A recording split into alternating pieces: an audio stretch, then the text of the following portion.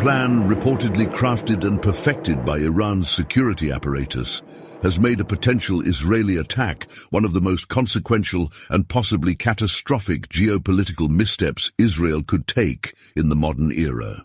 Over 2,000 Iranian missiles are believed to be in position, primed for any eventualities as tensions rise across the Middle East.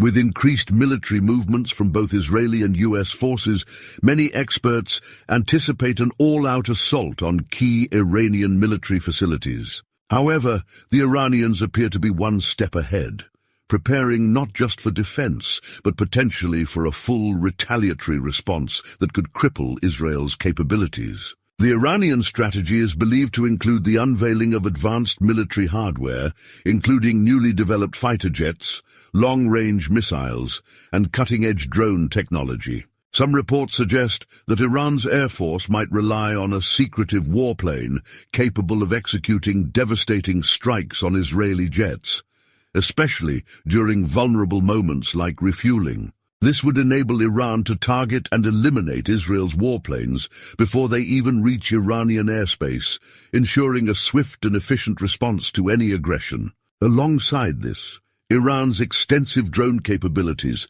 some of which have been demonstrated in past regional conflicts, are poised to play a critical role. These long-range drones, equipped with advanced evasion technology, are strategically positioned to deter or neutralize any foreign aircraft attempting to penetrate Iranian airspace. This potential conflict, which many commentators, including Colonel Douglas Macgregor, are closely monitoring, has been brewing for years. Macgregor, a retired U.S. colonel and seasoned military strategist, has warned that the situation could quickly spiral into one of the most brutal confrontations since the end of World War II. He contends that Israel, backed by the full might of the U.S. military, may be underestimating Iran's power and resolve. According to Macgregor, the belief among Israeli leaders is that regardless of the outcome of an initial strike, the U.S. would inevitably intervene to ensure Iran's defeat and impose a regime change. This belief, however,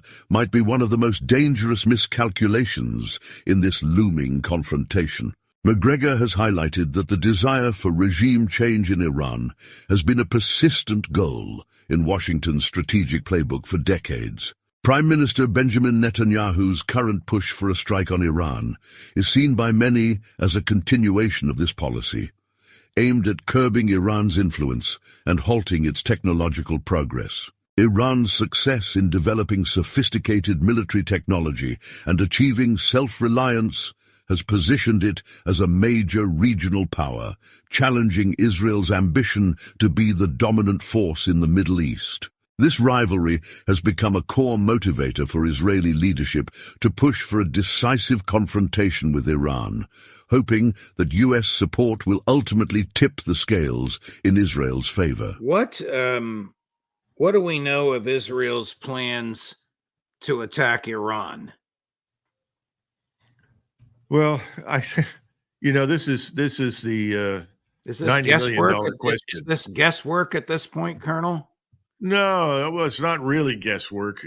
First of all, there are lists of all the things: power plants, water purification sites, as well as oil production facilities, is Iranian bases, particularly for the Iranian Revolutionary Guard. Remember, just as I pointed out that Hezbollah in Iran know pretty much where everything is in Israel, Israel knows where everything is in Iran. So this is the age of persistent surveillance. There is not much that you can do without being detected, especially if you have any sort of electronic or thermal signature. So there are a lot of places they can strike and do very serious harm. We have been preeminently concerned about the impact, obviously, on global markets of an attack on oil facilities, especially Karg Island. At the same time, we're also very concerned about any attempt to penetrate the mountain where, the Iranian nuclear facilities are located, because they're hundreds of feet beneath the surface. And most experts have concluded that the potential to penetrate hundreds of feet below the surface is not very good. You can go a certain distance, perhaps 100 feet, 200 feet, but Much beyond that, it's very, very difficult. So there's a hope that that will not happen. And then finally, hovering in the background, you have this fear of an Iranian nuclear capability, that they could rapidly transform their existing stocks of enriched uranium or plutonium into warheads, which I think is probably real at this point.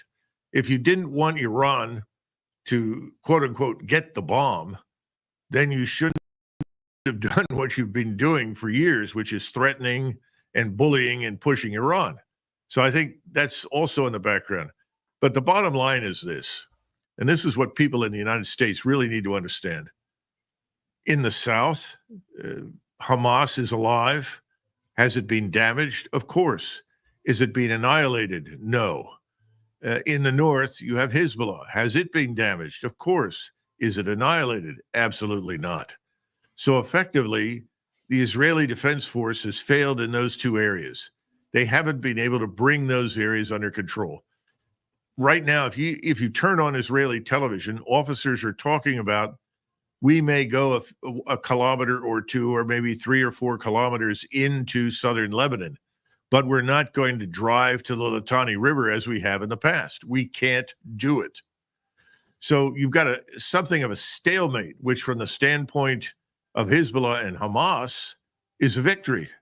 For the Israelis, it's tantamount to defeat. And in the midst of this, you have the prime minister who has now stated publicly he will attack whatever he thinks should be attacked in Iran, regardless of what we want or do not want. And you'll remember that over the weekend, there was a piece, I think it was in the Washington Post. I could be wrong. It might have been in the New York Times, where the journalist asserted that Mr. Netanyahu might conceivably be looking for an off-ramp. In other words, a willingness to step back from the maximalist objectives, and therefore the next Israeli strike on Iran would not be, everything that Israel has to offer. In fact, it would be scaled back. Well, since then, Prime Minister Netanyahu said, I don't know where this information came from, but that's absolutely false. And then, of course, we've had these leaks in the press where we've leaked deliberately, I guess, the discussions that we've had with the Iranians about asking them to exercise restraint. These things are completely damaging. So right now, I would say that both sides, Iran and Israel, have no interest in exercising much restraint. They may hold back behind the nuclear threshold, but everything else is fair game. And I think the Israelis will throw everything, including the kitchen sink, at Iran when the time comes. That's where we stand. And this is a last-ditch effort, Judge. Mr. Netanyahu doesn't have very many good cards to play. He's got thousands of American servicemen and women sitting on ships in the Red Sea, the Mediterranean, the Indian Ocean. We can't keep them there in perpetuity. The Navy is literally cannibalizing itself to continue to operate with some measure of effectiveness as it is. Our armed forces are not in particularly good shape. Our missile inventories are low. And remember, you got to go back into port in most cases to rearm. So when we get involved in anything, we have a fairly short burst of capability, go back and reload, and then return to the launch site at sea. These are things that Mr. Netanyahu knows. That's one of the reasons that the Terminal High Altitude Air Defense System was deployed to Israel. And people talk about the missiles, but the truth is that what is really important about the Terminal High Altitude Air Defense System is the radar. The radar is brilliant. It's probably unmatched anywhere in the world. It's one of the best things that we have ever produced.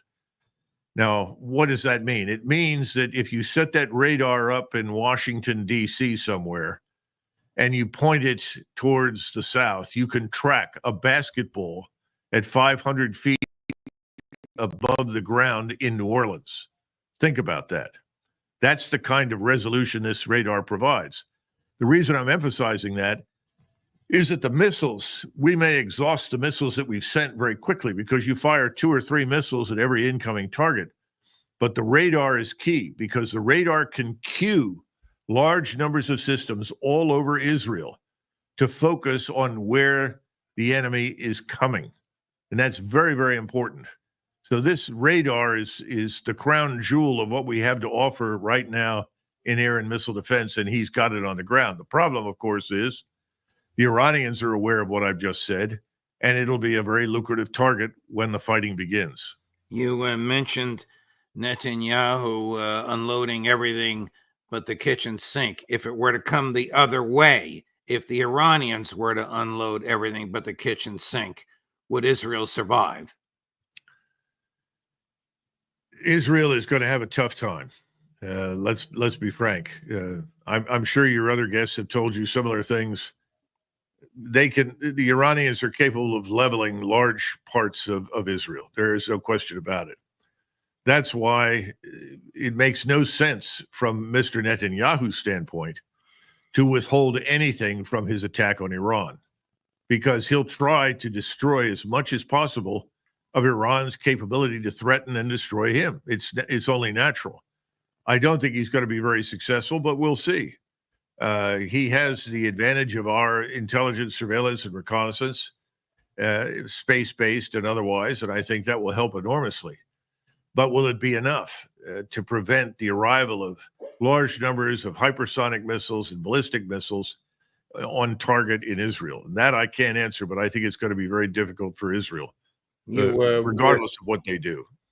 You were speaking not too long ago about the U.S. Leaking information. I can imagine leaking the accurate contents of communications with the Iranians is going to terminate their communications with us. But among the leaks, using their favorite place at which or to which to leak, the Washington Post, was this letter that supposedly was sent to Prime Minister Netanyahu, that if he doesn't allow humanitarian aid into Gaza in 30 days, I don't know why 30 days, but 30 days, the United States will consider halting military supplies. 30 days and consider. It doesn't seem a very precise or threatening threat to me, but do you think it's realistic? Would the Biden administration ever say no to Netanyahu? Would they say, let food, water, medicine, and fuel in, or we'll stop sending you bullets, weapons, ammo, and spare parts? The short answer is no. In fact, a good friend with a lot of years of experience inside the intelligence community said it very well to me. He said, when the time comes and Mr. Netanyahu wants something from the United States in the event of the next attack with Iran, he's not going to ask for anything. He will simply make demands, and we will meet those demands. I think we have to understand that this is very much a case of the tail wagging the dog. Here you have a nation of, at least when this began, of a little over 7 million Jewish Israelis, plus another million Arabs that are living inside Israel's borders. I mean, the current borders, not including Gaza and the West Bank. Right. And we are a nation of what? 330, 340 million. And we are now hostage to whatever Mr. Netanyahu decides to do. Those are the facts. He's in control. He's been in control from the very beginning. And while he has control, I think he's going to use it, because there is no guarantee after the November election that he'll be able to do then what he's doing now. I know that a lot of people are saying, well, President Trump will give him whatever he wants. But if I were Mr. Netanyahu, I'm not sure that I would buy that argument. I think I would probably act now. And that's his best bet of dragging us into something. And again, if you look at this terminal high altitude air defense system and its radar, and the roughly 100 American soldiers that are part of this, a lot of people are treating this as some sort of tripwire. Well, the truth is we've already got tripwires. We have those things in Iraq and Syria. And when President Trump was in office, he wanted to get our soldiers out of those places precisely because we could not defend them in the event of a high-end conventional conflict, which is what we're looking at with Iran and Israel. The terminal high-altitude air defense is not necessarily a tripwire, but it does signal that we will probably lose soldiers on the ground in Israel, on Israeli soil, if this fight continues. His hope that will be enough to trigger all-out war between the United States and Iran. But I'm not sure that that would necessarily happen. Yet despite Israel's confidence in its military superiority, Iran's growing arsenal of advanced drones and missiles is becoming a critical factor in the equation. Macgregor points to recent events, such as attacks on highly sensitive Israeli targets, including an assault on Netanyahu's residence and a strike on the dining room of elite Israeli Defense Forces, IDF, special forces. These incidents have demonstrated that Iran possesses both the technological capability and the willingness to strike at the heart of Israeli power structures. The IDF, renowned for its intelligence and operational precision, has faced surprising setbacks, which should serve as a warning to Israeli leadership. Iran is more prepared and capable than many in the West realize. Macgregor also referenced a leaked classified document that allegedly revealed Israel's plans to strike Iranian facilities. This leak, combined with Israel's perceived underestimation of Iranian capabilities, has raised alarms among military analysts. The Israelis now find themselves in a precarious position, unsure of whether their long-crafted battle plans can withstand the meticulous countermeasures Iran has put in place. According to Macgregor, the fact that Iran has already formulated a comprehensive strategy to neutralize Israeli aggression should be deeply concerning for those pushing for a military solution. He warns that Israel's over-reliance on U.S. military backing could lead to catastrophic consequences, not just for Israel, but for the region as a whole. Commander of Chinese troops fighting with UNIFIL, attacked by the Israelis. My God, can this get any more complex or dangerous? Well, I don't think they're fighting with UNIFIL. UNIFIL is not there to fight anybody, as we know. This is a peacekeeping. It can shoot back when it's shot at. Of course. And by the way, the incidents that we've seen thus far involving Irish troops that happen to be part of that organization, the Irish soldiers have behaved with commendable restraint. And that's the point I was trying to get to. I guess that's because Ray McGovern was not their commander. Yeah, probably. No, listen, you don't want hotheads running the show in CENTCOM, and we certainly don't want a war with Russia and Iran. That's the point. That's why let us assume that some American soldiers are killed. Do we instantly commit the entire United States, all 340 million people, our scientific industrial base and the armed forces, to all-out war? I don't think so. And I think that I'm sure that the CENTCOM commander has received some very specific orders on that score. Professional soldiers, especially their officers, are expected to exercise restraint and control over their emotions. And however angry they may be, they understand the consequences of their actions. And no one wants this war. Mr. Netanyahu does, but we certainly do not. Here's the president of France responding to what he believes were deliberate targeting by Israeli armed forces on French troops working with UNIFIL. Cut number 2. It is totally unacceptable for UNIFIL troops to be deliberately targeted by Israeli armed forces. We condemn it. We do not and will not tolerate it happening again. Before you respond, here's what he said this morning in a full screen. We don't have the tape of it. Mr. Netanyahu must not forget that his country was created by a decision of the United Nations. Therefore, this is not the time to disregard the decisions of the UN. What do you think, Colonel? Is Europe going to get involved in this? No, I don't think so. The Europeans are not really capable of very much. And I certainly understand the sentiments expressed by Mr. Macron, but he's very unlikely to become involved in a direct confrontation with the Israelis. If anything, he's probably had back channels from us telling him to butt out, which I suspect he will probably do. The Israelis are riding high in the saddle. And by that, I mean the arrogance and the self-confidence that arrogance sometimes breeds is out of control. If you watch Israeli television, when the people are discussing in panel settings what's happening, There is no sense of the casualties that have been taken already in Gaza or in South Lebanon. There is no sense that Israel could lose, none whatsoever. Their news is as carefully predigested and disseminated as our own.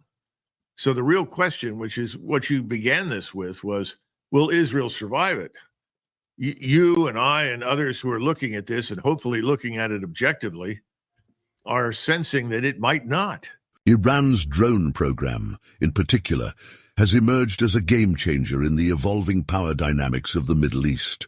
These drones are capable of bypassing some of the most sophisticated air defenses in the world, including those deployed by both the US and Israel. The ability to evade detection and deliver precision strikes gives Iran a significant advantage in any potential conflict. Macgregor stresses that Israel and its allies should not underestimate the effectiveness of these drones, which have already been used to devastating effect in various conflicts across the region, including in Yemen and Syria. Iran's mastery of drone warfare represents a new era in military confrontations, where traditional air superiority may no longer be the decisive factor. Moreover, Iran's missile capabilities, particularly its long-range ballistic missiles, present another formidable challenge. With over 2,000 missiles reportedly positioned and ready for launch, Iran has the capacity to inflict significant damage on Israeli cities, military bases, and even US installations throughout the Middle East. These missiles are not only numerous, but are believed to be equipped with advanced targeting systems, making them capable of hitting critical infrastructure with a high degree of precision. For Israel, this presents a terrifying prospect. Any preemptive strike on Iran could result in a massive retaliatory attack that overwhelms Israel's missile defense systems and inflicts widespread devastation. The complexities of this potential conflict go beyond the military dimension. Geopolitically, a war between Israel and Iran would have far-reaching consequences, drawing in regional and global powers and destabilizing an already volatile Middle East. For the United States, which has long been a close ally of Israel, the stakes are equally high. While Washington may be inclined to support Israel in a conflict with Iran, the cost of such an intervention, both in terms of human lives and geopolitical fallout, could be immense. The US has spent decades trying to avoid another major war in the Middle East, and a direct conflict with Iran could drag the region into a prolonged and bloody conflict with no clear end in sight. In conclusion, while Israel may feel compelled to confront Iran in what it perceives as a necessary move to preserve its regional dominance, the risks are staggering. Iran's well-prepared military, equipped with advanced drones, missiles, and potentially secretive warplanes, is ready to retaliate in force. Colonel Macgregor's analysis underscores the danger of underestimating Iran's capabilities and the assumption that US intervention will guarantee Israeli victory. If Israel and its allies proceed with a strike on Iranian facilities, they may find themselves facing a far more formidable and resilient opponent than they anticipated, leading to a conflict that could reshape the Middle East for generations to come.